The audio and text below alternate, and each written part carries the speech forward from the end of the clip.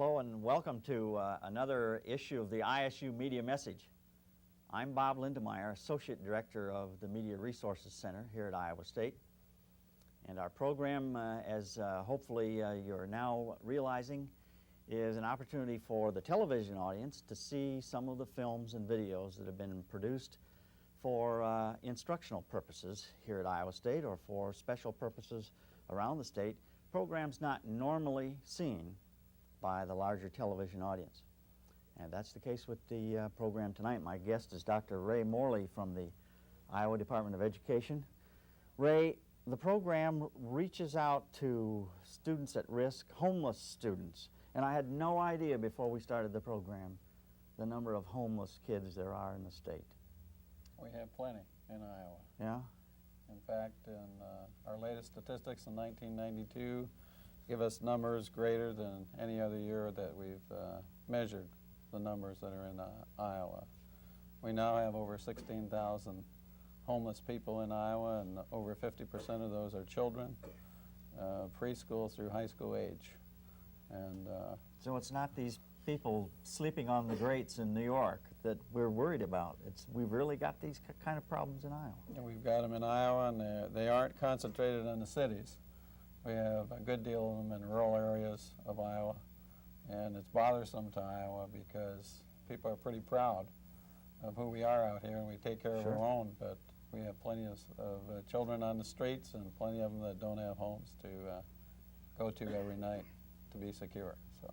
Well, let's look at the tape that Dr. Morley has brought us. I want to caution you as you look at the first episode in this, because yours truly gets to play the part of a elementary school principal. Let's look now at Reach for the Child. We're all confident that Iowa's okay. In fact, like Lake Wobegon, where all the kids are above average, we're sure that with the nation's highest literacy rate, our schools are free from the problems that plague educational systems nationwide. But that, in fact, is not the case. From 1979 to 1987, the poverty rate in Iowa increased at an alarming 85%. And in contrast to the highest literacy rate in the nation, Iowa also has the highest percentage of children among its homeless population, 53%, according to a 1989 survey by Drake University. And importantly, that statistic cuts across all groups, black, white, Asian, and Hispanic. Iowa has established rules for schools to meet the needs of homeless students, but the rules aren't flexible enough to encircle all children. For whatever reason, these children walk by our doors every day and we rarely see them. Their condition is invisible to most onlookers. This video is a plea to educators to take a long look at the problems facing homeless children and the problems facing the schools. Many of these children want to be in school, and because of regulations and policies, they cannot. Others, tragically, and for a variety of reasons, including misinformation and distrust, don't even want to be in school. We need to begin to find ways to adapt our policies and rules to encompass the myriad of children falling through the cracks of our system every day. During the next few minutes, you'll see a number of scenarios unfold. Some will make you laugh, some will make you cry, and some will make you angry. But whatever you're feeling, turn those feelings into solutions and work together to find ways to reach for the child.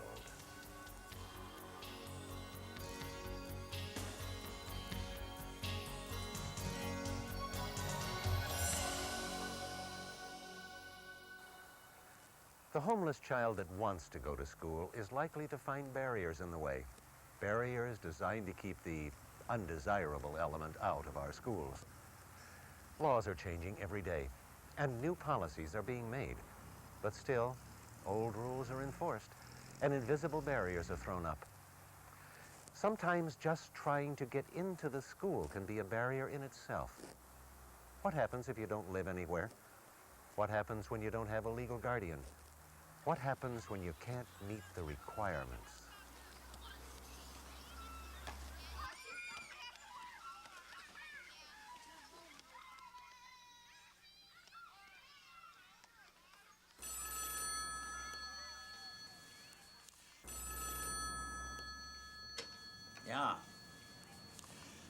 Oh, that's right. Yeah, I've got to be at the admin building at 10 o'clock.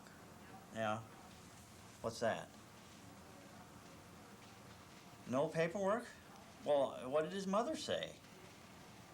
You mean he walked in the door alone to go to school? Well, I'd like to at least say hello to him, but I tell you what, you keep calling and see if you can get through to him and find out where his records are. In the meantime, send him in. I'll talk with him a minute. Yeah, my door's open. Just send him down. Okay. No records. I don't know what that means.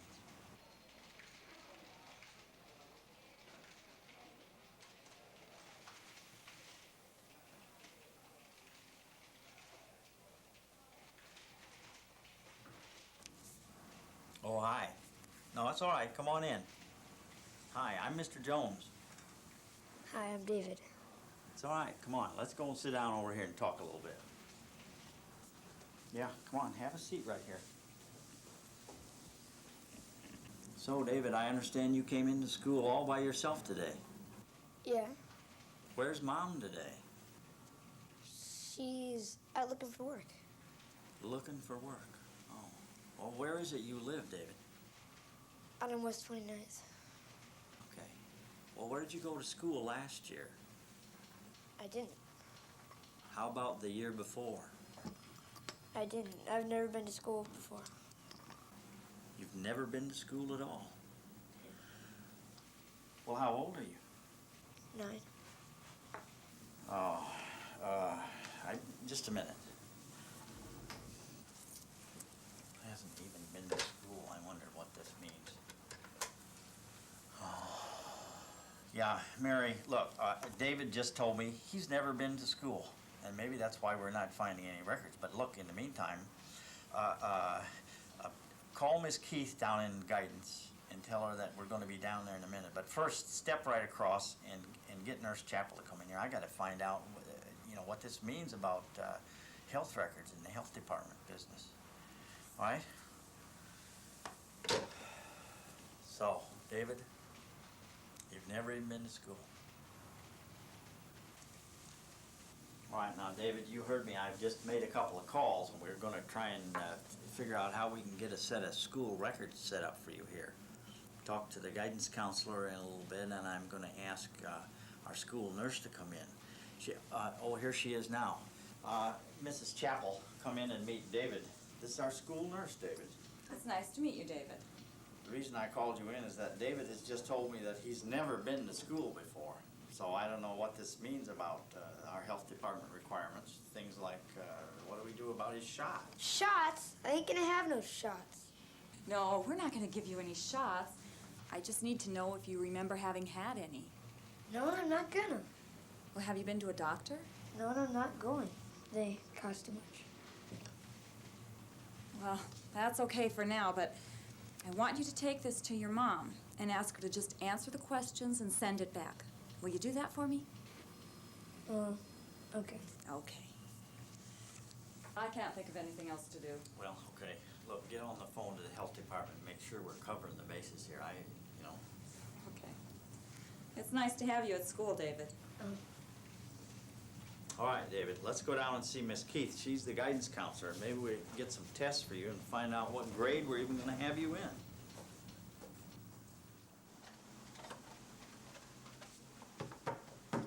Hello, David. Hi, my teacher said you wanted to see me? That's right.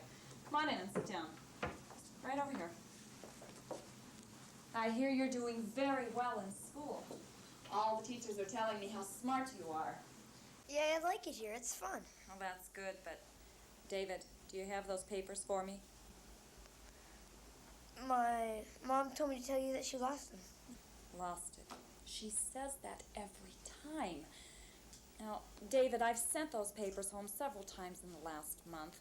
You keep telling me that you're losing them. Now, I need for your mother to answer some questions for me, and it's very important that you bring those papers back. Do you understand? Yeah. Okay, now I'm going to send these home with you one last time, and I want you to bring them back to school tomorrow. Will you do that for me? I'll try. Okay, you can go to your class.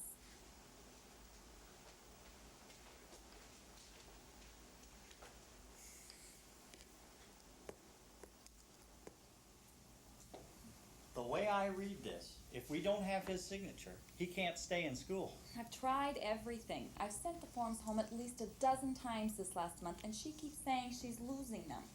I don't understand it. Yes, but have you actually gone out there and met with her? Oh, I've tried phoning her, but there's no answer. I've sent letters. I've even gone out to where he says they live. There's nothing there. Nothing there. Either he's making up stories, or they live on the street. This sounds like the old vacant lot syndrome. Look, I'm just running out of time here. There's nothing more we're going to be able to do about this. Can't we just leave him in school while I try to work this thing out? I know I'll eventually find his mom, and then she'll clear everything up. No, I can't do that. Now, it's been 6 weeks, and the health department is on my back. I know, but can't we work with the health department if they only realized how much potential this child Look, I has? feel just as bad as you do about this. This is obviously a bright kid, and it's a shame that he can't stay in school. But I've asked for him to come down to the office, and you're going to have to tell him that he's out of here. Me? Yes. Look, Chapel, this is your department, and it's your responsibility.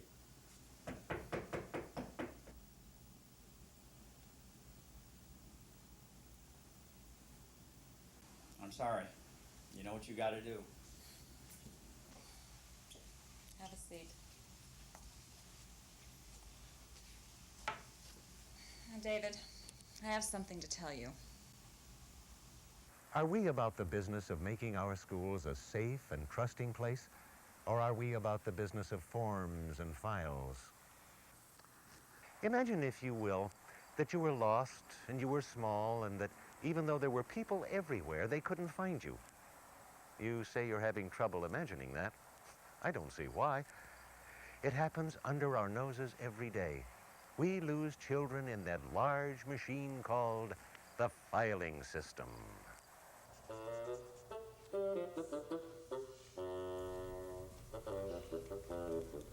Do you have your records from the last school you attended? No.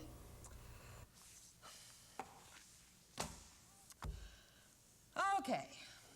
Name? Mikey. Mikey what? Mikey, didn't you hear me the first time? Your last name? Mikey Jones. Holmes? No, Jones. And your birthday? When is your birthday? In the summer. What month is your birthday? I don't know. Do you have a social security number? What? Never mind, never mind. What school did you last attend? That's easy, the one with the red doors. What was the name of the school? It was a president's named George. George Washington. That's it. And where was the school? Do you know what town it was in? Des Moines, Iowa. All right. You can go back to your classroom and I'll call you if I have any more questions.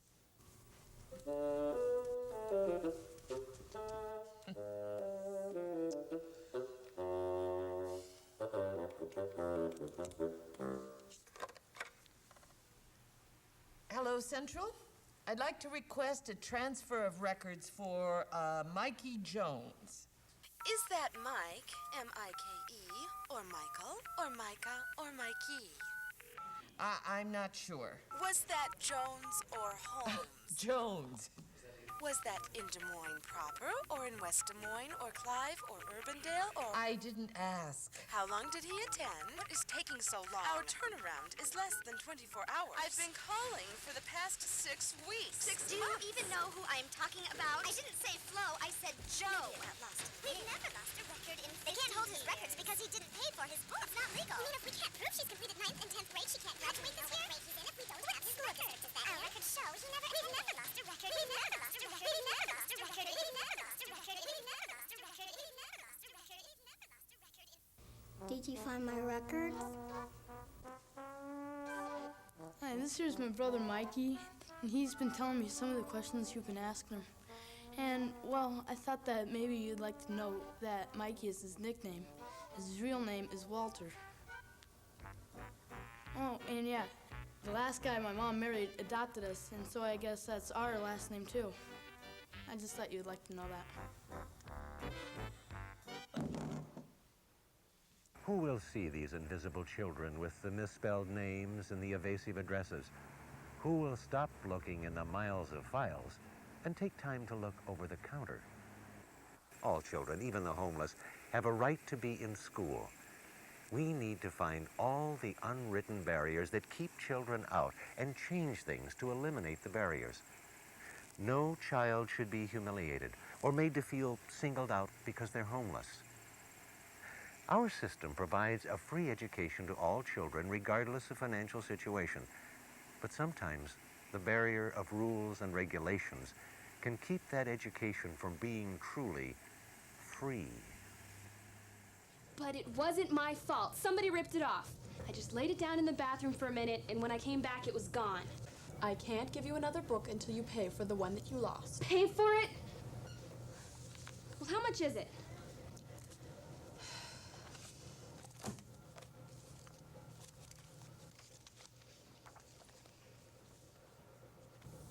$24.95. 25 bucks? I don't have that kind of money. Just tell your mom and dad that you need money for the stolen book. Yeah, like I have folks who will just fork it over. Get real. I'm sorry. I can't give you another book until you pay for the one that you lost. That is the regulation. Regulations. Great. Just great. First they say you can get a free book if you don't have the money to pay for it. Then, if you lose the free book, you have to pay for it. Some free book.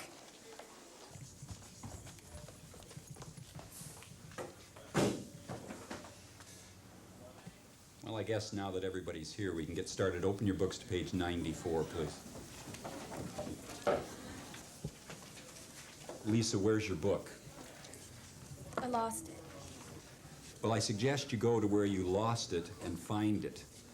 No, I really lost it. Well, then go to the office and get another book. I can't.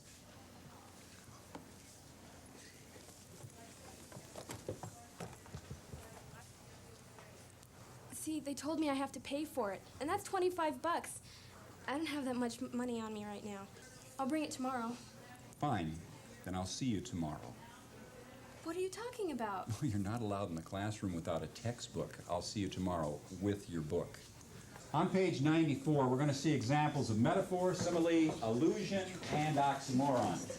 Matt, can you tell us the basic difference between metaphor and simile? I don't have 25 bucks.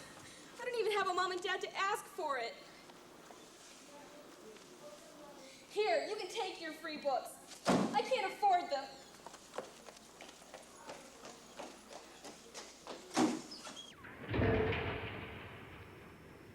When our regulations get in the way of education and cause humiliation and distrust, can we afford not to change them for the better? Often, the jungle of red tape seems impenetrable. When our hands are bound by rules and regulations, how can we reach through to reach even one child? The answer is not in the system, but in our hearts. We need to look beyond the written word and into the great realm of possibility that exists in our daily lives.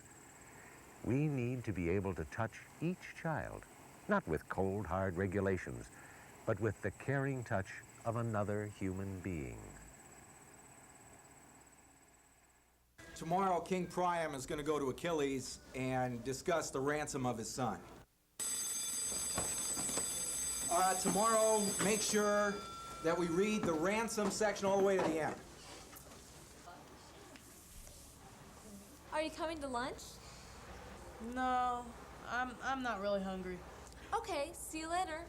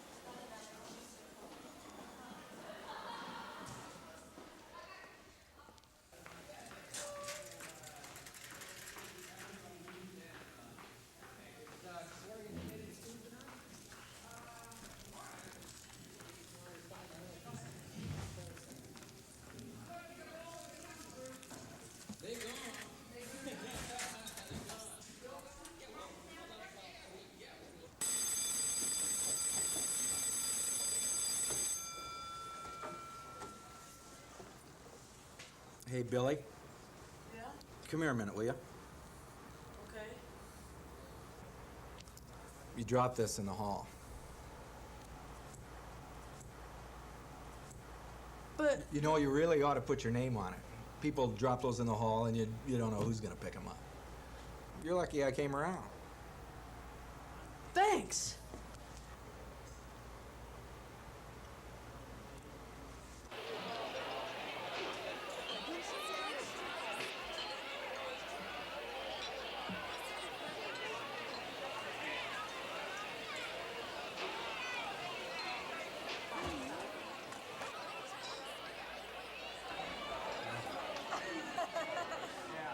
When we learn to use our hearts and our minds to supplement the rules, then we can begin to help them realize that they're worthwhile and important. A new rule cannot put trust back into a teenage dropout. A policy cannot mend a child's broken heart. But those things, coupled with a human being, can. It needs to be that teacher, that school nurse, that principal, that secretary, who sees through the invisible walls and is willing to reach for the child. Only then can our policies work and our rules be kept. Only when they are flexible enough to bend to reach the child. Each child. To reach for the child.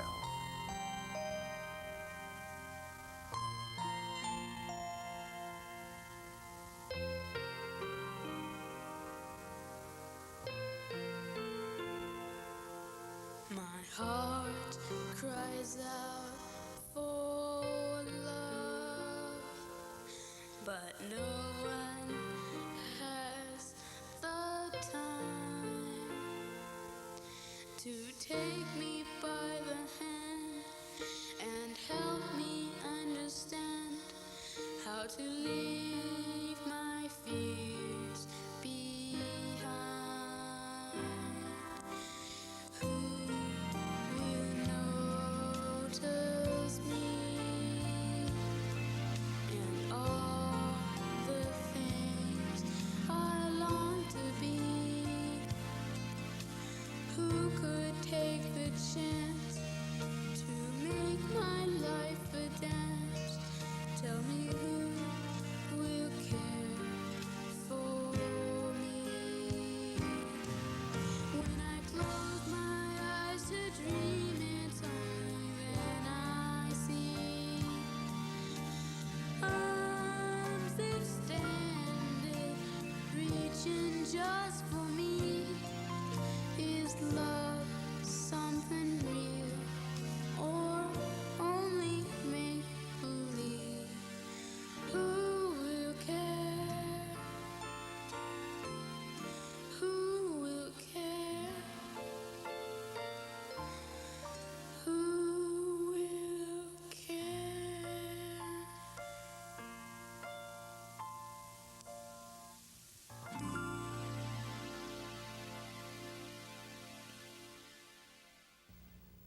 Well, you've just seen Reach for the Child.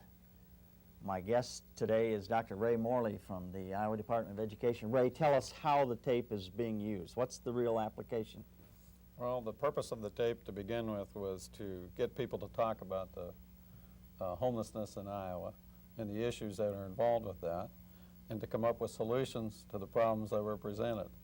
So we've been utilizing the tape with teachers and administrators within Iowa, and present the problems to the folks, and then see if we can get them to apply themselves to what the solutions are, because the solutions aren't the same in every community, and therefore we need to have the creativity of the local folks to come up with the solutions.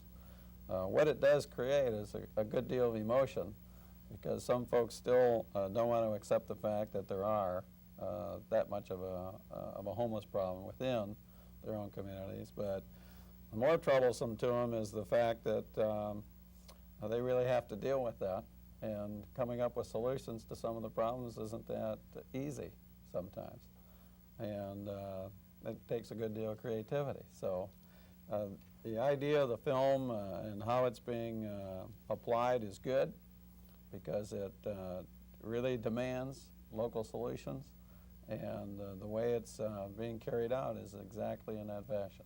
It does generate the discussion. I know during the course of the time when we were finishing it and putting it together, literally every time we showed it to a test group, it sometimes generated some really pretty lively discussion, some denial, as you called it.